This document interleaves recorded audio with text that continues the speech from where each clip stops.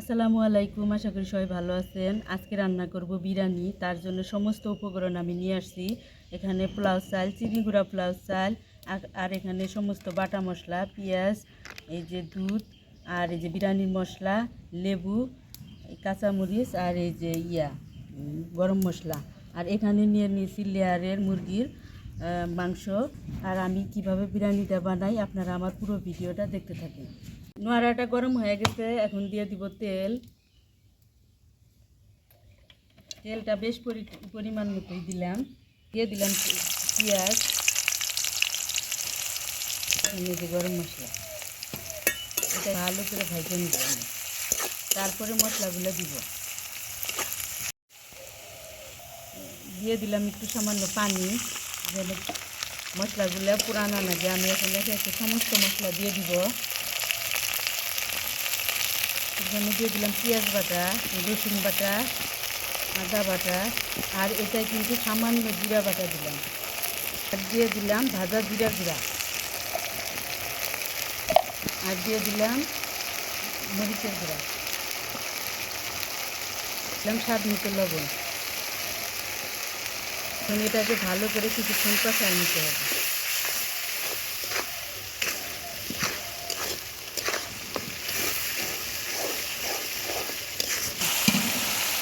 মশলাটাকে ভালো করে কষানো হয়ে গেছে। এখন এই পর্যায়ে দিয়ে দিব আমি গুঁড়া দুধ,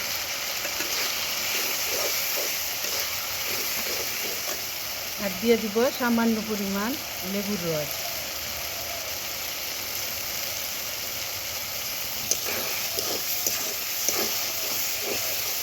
পর্যায়ে দিয়ে দিব বিরিয়ানি মশলা।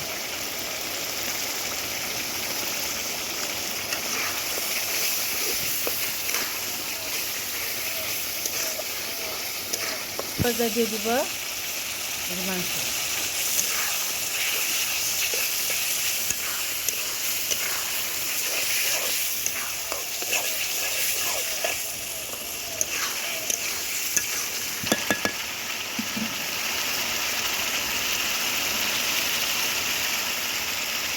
দিয়ে দিব পানি, পানি দিয়ে কিছুক্ষণ সিদ্ধ করে তারপরে আমি চালটা দিয়ে দিব।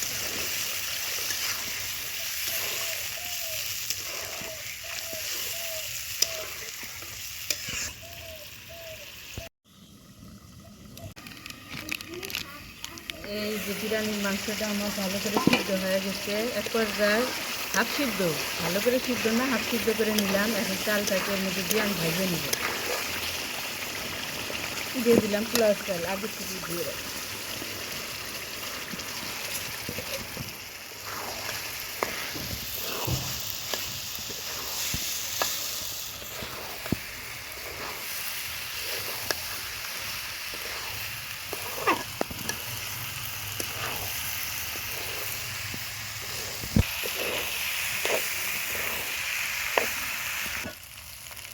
এই যে আমার চালটা ভাজা হয়ে গেছে।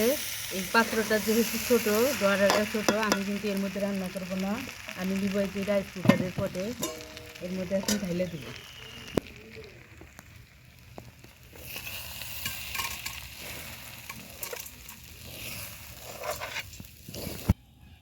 হ্যাঁ, দিয়ে দিলাম এই পর্যায়ে যে পানি।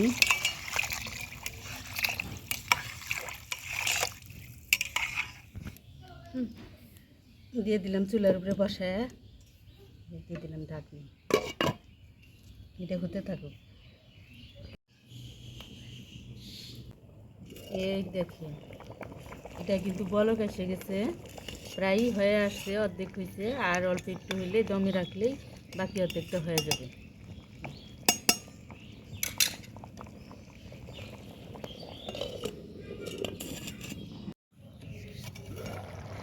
এখন দিয়ে দিব কাঁচামরিচ,